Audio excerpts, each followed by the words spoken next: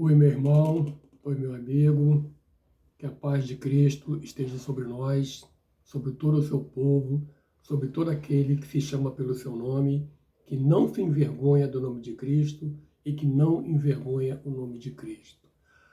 Algumas pessoas, irmãos, não entendem a responsabilidade de ser um cristão. Ser cristão é um ato de compromisso. É você dedicar a tua vida a Deus com fidelidade, com responsabilidade e por amor. É você deixar de fazer as suas próprias vontades e passar a fazer a vontade de Deus. É pedir ao Senhor que a vontade do Senhor supere as suas vontades. E algumas pessoas estão na igreja como se fosse turista, como se fosse, sei lá, passar um tempo com os amigos, se divertir, mas não tem aquele compromisso verdadeiro com Deus. Alguns deles até na liderança da igreja ou de algum grupo. E a Bíblia diz que a quem mais for dado, mais lhe será cobrado. Nós temos uma responsabilidade com Deus. Algumas pessoas servem por interesse, algum interesse, ou de projeção, ou por dinheiro, ou por fama, ou por aparecer. Tem um monte de compromisso, menos o verdadeiro compromisso de ser fiel à palavra de Deus. Eu estava vendo uma pregação um dia desse de um pastor muito conhecido e eu fiquei surpreso porque eu gosto muito das pregações dele, fala coisas muito boas. E ele estava dizendo o seguinte: a entrega do dízimo. Eu, Jorge, particularmente, sou super a favor da entrega do dízimo. Embora haja debates, algumas partes dizem que isso não tem base no Novo Testamento, outros dizem que isso é coisa do Antigo Testamento, outros já dizem que tem que dar para evitar o devorador, outros dizem que não está realmente no Novo Testamento. Eu acredito o seguinte: a igreja ela paga a sua conta de luz. Você, quando vai ao culto à noite, você não assiste o culto à luz de vela. Quando chega aquele verão de 50 graus aqui no Rio de Janeiro, a igreja liga o ar-condicionado, é um conforto para você. A igreja tem conta de telefone, conta de gás, paga funcionários, paga cantina. A igreja faz obra social, pelo menos deveria fazer obra social, entrega cesta básica para pessoas necessitadas. Tem igreja que faz aquele sopão, né? Faz aquela quentinha, aquela marmita e sai nas ruas distribuindo alimento. Eu acho isso muito importante, porque ser cristão não é só dentro da igreja. Ser cristão é um ato de amor, é demonstrar. É o que Jesus falou uma vez. Jesus falou: não adianta alguém vir para você explicar a sua necessidade e você falar: ó, meu amigo, vá em paz, que Deus te abençoe, e não estender a mão para ajudar aquela pessoa. Que tipo de amor é esse? Se alguém chegar comigo para mim faminto, se eu puder ajudar, amor cristão é isso: eu ajudar a pessoa, eu meter a mão no bolso, ou dar um dinheiro, ou então mesmo levar para casa, ou para chegar num restaurante, num bar e comprar uma comida para aquela pessoa e depois falar de Jesus para ela. Então eu demonstrei o amor na prática e na palavra. Dizer: ó, tudo bem, vai em paz, que Deus te abençoe, isso não é amor cristão.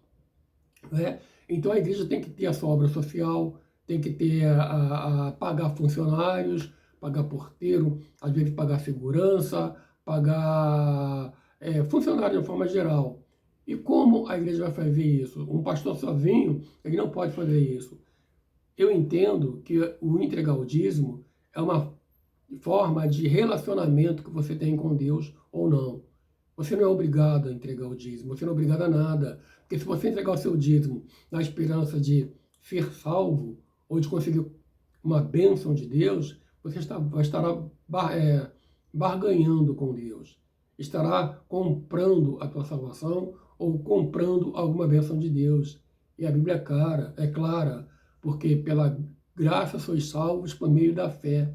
E isso não vem de vós, é dom de Deus, não vem das obras, para que ninguém se glorie. Você não pode comprar a sua salvação, porque ela já foi paga e paga com um preço muito grande. Foi paga com o sangue de Jesus. Então não é nada que eu faça, de bom ou de mal, que me resulte em salvação. Eu sou salvo não pelos meus méritos, mas pelos méritos de Jesus. Foi o que ele fez que vai me permitir entrar no céu no dia em que Jesus me chamar desse mundo. E não pelo que eu fiz. É claro que se eu fui convertido, se eu fui salvo, eu tenho que viver as boas obras de Cristo, que a Bíblia diz que a obra sem fé, ela é morta. De que adianta? Eu estou aqui na minha sala com uma dor de dente terrível. Eu sei que lá no meu armário tem um remédio, lá no meu armário do banheiro tem um remédio, que se eu for lá, eu vou abrir a porta daquele armário, vou tomar aquele remédio e em 10, 15 minutos a minha dor de dente vai passar. Eu creio firmemente nisso. Mas se eu não me levantar daqui, se eu não for lá no banheiro, abrir a porta do armário, pegar aquele remédio e tomar, a minha dor de dente vai continuar, por mais que eu creia que aquele remédio vai me curar. É o fato da salvação. A Bíblia diz, todo aquele que nele crê tem a vida eterna. Mas o que a Bíblia também diz, que a fé sem a obra, ela é morta. Então quem crê em Jesus, põe a sua fé em prática, faz dele o seu único Senhor e Salvador e vive não mais para se agradar a si mesmo, para agradar a Deus, mas para agradar a Jesus. Ela tem agora um Senhor que administra a vida dela. Ela vai perguntar, Senhor, isso que eu estou fazendo está certo? É de acordo com a tua vontade? É o que o Senhor quer? Ela passa a ser uma vida de compromisso. Ela tem um Senhor que dirige a vida dela. Diferente do mundo, que acorda de manhã, vai para a rua, volta à noite, dorme, sem nem se lembrar que Deus existe. Só se lembra de Deus na hora do problema. Ai, meu Deus! Se não houver problema, ela nem lembra que Deus existe. Não ora, não faz nada. Ou quando ora, aquela oração religiosa, para dizer que orou. O servo de Deus não, ele tem intimidade com Deus. A fé sem as obras é morta. Então, se eu creio que o remédio está no banheiro, se eu for lá e tomar, minha dor de dente vai passar. Se eu creio que Jesus é o Senhor, é o Filho de Deus, mas se eu não faço isso uma prática na minha vida, se eu não convido Ele para ser o meu Senhor, o meu Salvador, não adianta crer, porque até os demônios creem e nem por isso vão ser salvos, porque não obedecem. A Bíblia diz que eles não só creem, como tremem, que sabe o destino que está reservado para eles. Nós cremos, os filhos de Deus creem e põem em prática aquilo que crê. A fé com a obra. Uma não vive sem a outra. Assim como o corpo não vive sem o espírito, a fé não vive sem a obra. Então tem que demonstrar amor. E como a igreja vai demonstrar amor se ela não tem condições práticas para isso? Como eu disse, dar a cesta básica, pagar suas contas, pagar funcionários. É necessário que eu, como cristão, reconheça isso. E por amor a Cristo, por gratidão a Cristo, eu entrego o meu dízimo para que a obra de Deus seja feita. Mas não por pressão, não por obrigação. Eu faço por amor porque eu quero. Eu sou contra essas cobranças de ofertas, oferta disso, oferta daquilo. Não é assim. Tem gente que vai para a igreja, que chega no púlpito, fala mais de dinheiro, de oferta, de coisas, do que da palavra de Deus. Tem gente que tem obsessão por isso. Isso está errado. Eu, quando entrego o meu dízimo, eu entrego o meu dízimo junto com a oferta. Eu não tenho mais que dar oferta a semana toda, o mês todo. Eu acho correto dar o dízimo, eu concordo com dar o dízimo, a minha opinião pessoal, cada um tem a sua, ninguém pode ser forçado a nada, é uma questão de liberalidade, porque a Bíblia diz que Deus ama quem dá com alegria. Se eu for dar só porque é uma prática religiosa, Deus não vai aceitar, eu tenho que dar com amor, se eu sentir no meu coração que devo dar. A Bíblia diz que cada um contribua conforme as suas capacidades, conforme aquilo que está no seu coração. Tem que ser por prazer. Eu vou fazer esse dízimo, vou dizimar, porque eu sei que vai ajudar na obra do Evangelho. Pessoas vão receber cestas básicas, pessoas vão receber alimentos, a igreja vai poder se manter ativa. É amor a Deus, é compromisso com Deus, é gratidão com Deus. Mas não é obrigação de ninguém. Ninguém vai para o inferno por deixar de dar o dízimo. Mas se você é compromissado com a obra de Deus, você vai ter amor na obra de Deus. Você vai investir naquilo que você acredita. É a forma como eu penso. Eu estava vendo um pastor, como estava dizendo, há um dia desse, pastor que eu considero muito, tem palavras muito bonitas, muito boas, e ele disse o seguinte: você tem que entregar o dízimo e tem que entregar a oferta. E a oferta tem que ser igual ou maior que o valor do dízimo. Isso não faz o menor sentido. Eu fiquei decepcionado, falei, poxa, que isso?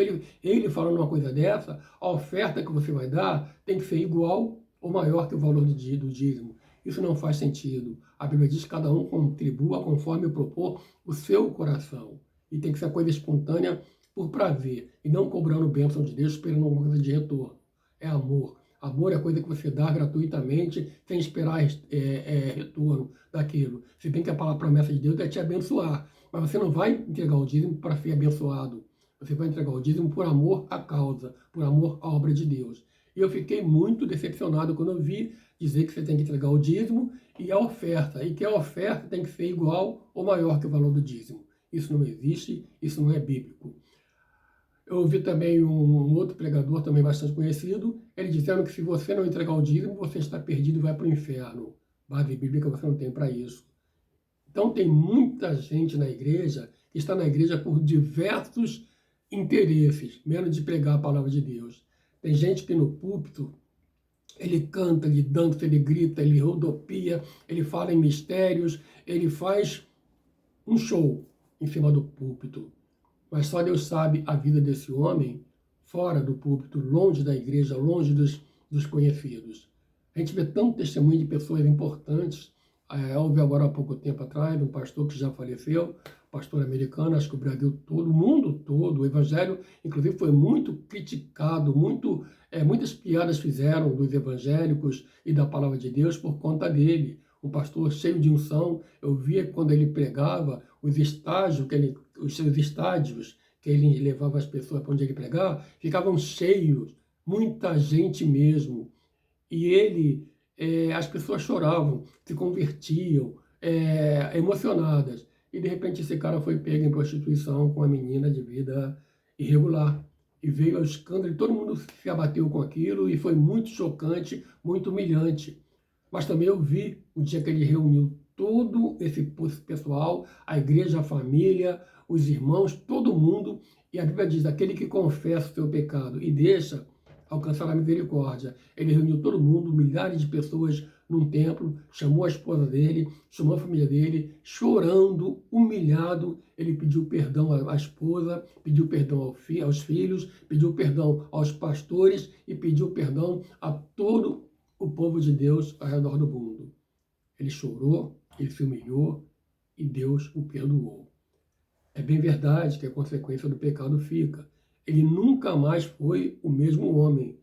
Nunca mais foi visto pelo homem como o mesmo homem. O homem sempre vai olhar para trás e dizer, olha, você não, hein? Eu sei o que você fez. Eu conheço a sua história. Deus perdoa e esquece. O homem não. O pecado deixa consequências. Você é perdoado, mas o pecado deixa consequências. Ele mancha as tuas vestes. Sabe, você todo vestido de branco, limpinho, bem engomado, bem bonitinho, e cai uma taça de vinho na tua camisa, fica todo mundo que olha, em vez de ver o resto da brancura da tua roupa, vai ver aquela mancha do vinho. Porque destaca, o pecado destaca de forma negativa. Então, eu vejo muita gente preocupada com muita coisa, em tirar lucros, em tirar vantagem, em ter uma vida confortável, em ter carro do ano, enquanto muitos irmãos não têm nem dinheiro para pegar o ônibus para ir para a igreja. A pessoa está preocupada em morar bem, morar num bairro elegante, em ter... Gente, ser cristão é uma vida de responsabilidade. A Bíblia diz que nem todo aquele que me diz Senhor, Senhor, entrará no reino de Deus, mas aquele que faz a vontade do meu Pai que está no céu. Ser nascido de novo não é ter uma aparência de santo. Eu posso ter uma aparência de santo para você, mas longe das câmeras desse celular, longe da igreja, longe da minha família, longe daqueles que me conhecem, só Deus sabe. Então não adianta parecer ser santo, porque Deus conhece o meu interior. Ele sabe quem sou eu e o que eu faço. Ser cristão é viver uma vida de responsabilidade com Deus. Pensa nisso, meu querido. Você tem que ser santo, tem que levar uma vida de honestidade, porque Deus conhece você, Ele sabe quem você é. Fica na paz, que o Senhor te abençoe.